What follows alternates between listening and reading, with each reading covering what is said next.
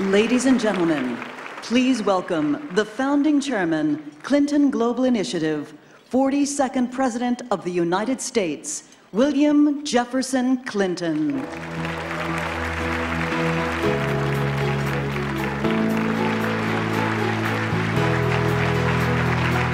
Thank you very much. Thank you. Thank you. This is going to be a great lunch and plenary. We have one announcement, two commitments, and the president, and I think you'll enjoy them all. I want to begin by bringing to the stage one of our most ardent supporters, Ambassador Gianna Angelopoulos,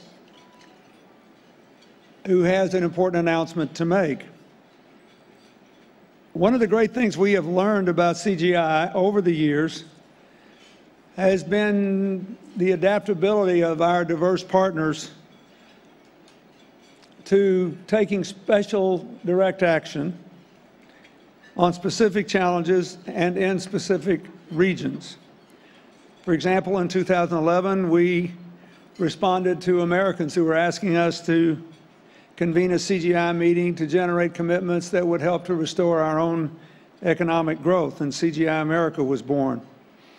We've been having CGI-U for several years to recognize the fact that college students from all around the world have great ideas that could have an enormous impact on the world, and they don't have any money. So we still think their ideas deserve a hearing, and every year we do a little more to raise modest sums to let them at least test those ideas. We convened a Haiti working group. We had a working group on the Katrina areas for many years. So in that spirit, we have the following announcement. Where's Ambassador Angelopoulos? She was back there with me. Come on out, Gianna. Let's give her a hand. She's been one of our great sponsors.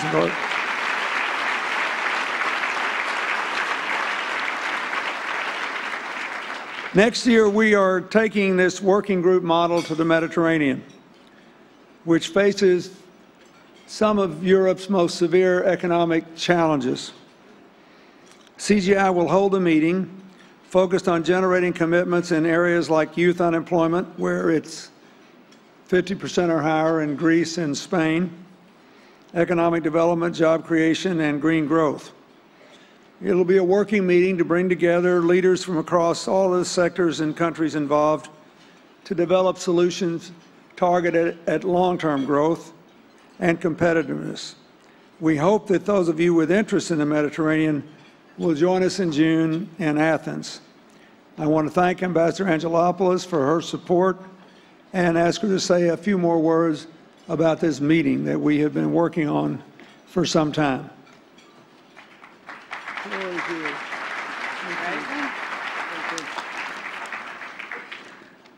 Thank you, Mr. President. I'm deeply honored, and I'm particularly grateful to you for bringing CGI for the first time in my own country next year, hosting the CGI's first meeting in Europe, the Mediterranean, and Athens, Greece. Greece is not, thank you. Greece is not just the birthplace of democracy. CGI Mediterranean will allow it to be, as Thomas Jefferson would say, a true laboratory of democracy. I'm proud to serve as the founding sponsor of this event because I believe that there are some things even better than ideas. Commitments, Mr. President. And I love the CGI ethos of turning ideas into action.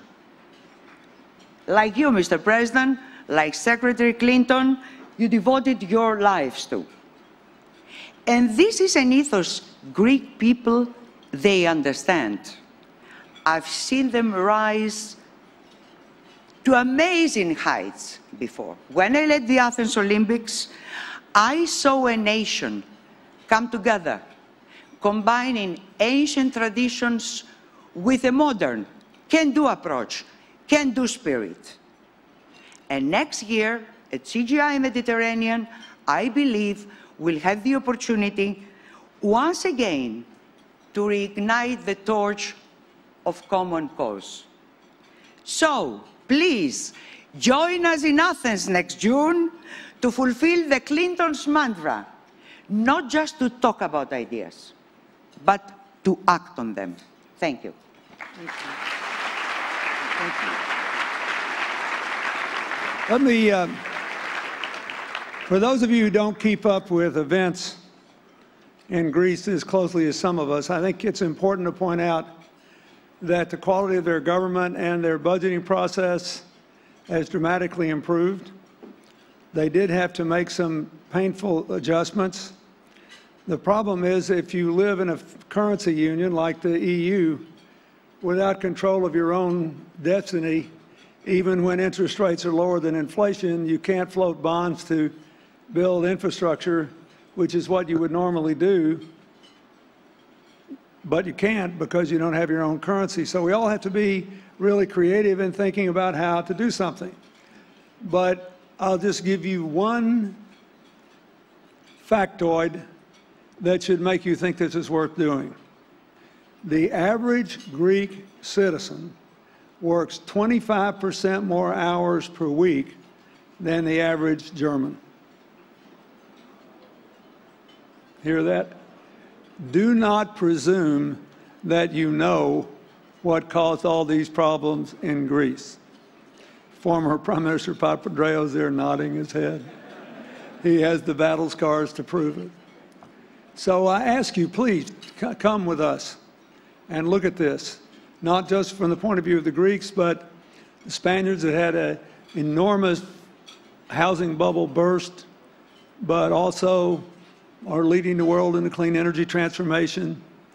The Italians who have new leadership and real vigor, who are looking for ways to grow their economy in a way that is more broad-based. This is going to be a very, very important meeting, so I hope you will all come.